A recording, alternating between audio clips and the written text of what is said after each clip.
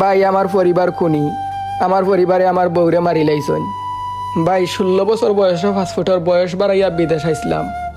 বিদেশের মাটিত হার মজাইয়া কষ্ট কইরা কামাই করছি, আর পরিবারও রাত দিছি। ছোট বই নাই তোর বিয়া শাদি দিছি, বাঙ্গা গড় আসিল বিল্ডিং উঠাইছি, কিছু জায়গা সম্পদও রাখছি, নিজেরে সফল পুরুষ হিসাবে তৈরি করছি। অবশেষে 8 বছর বিদেশ মাইরা দেশও গেছি, নিজের প্রিয় মানুষটারে বিয়া করছি। কিন্তু আমার আম্মার পছন্দ হইছে না।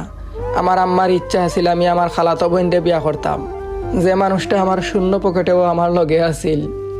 আজ 8 বছর ধরে আমার অপেক্ষায় বই রইছে, হাজার হাজার বিয়ার প্রস্তাব রিজেক্ট করছে। আমি এই মানুষটারে কেমনে ঠগাইমু? ওটার লাগে আম্মার কথা উফতাই আমি আমার প্রিয় মানুষরেও বিয়া করছি। কিন্তু আমার আম্মায় মান্যা নিতে পারছেন না। আমি বিদেশ যাওয়ার পরে আমার আম্মায় আমার বউরে অত্যাচার করতে করতে শেষ করে দিছন। আমার বউ এতটাই বালা মানুষ আছিল, সব নির্যাতন একলা একলাও নীরবে সহ্য কইরা গেছে। আমারে শুনাইছেও না। আমি শুনলে বিদেশ বাড়িত কষ্ট পাইমু তার লাগি। তারপর একদিন আমার আম্মায় আর আমার খালায় মিলিয়া আমার বউরে একবারেই শেষ করে দিল।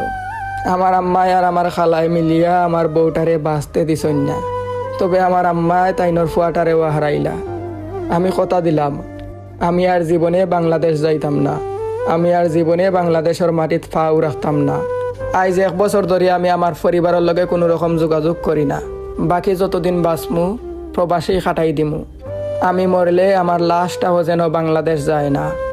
এই কাহিনীটা আমার ইনবক্সে লেখিয়া দিছইন পর্তুগাল প্রবাসী এক ভাইয়ে। তাইনর জীবনে ঘটে যাওয়া সত্য ঘটনা।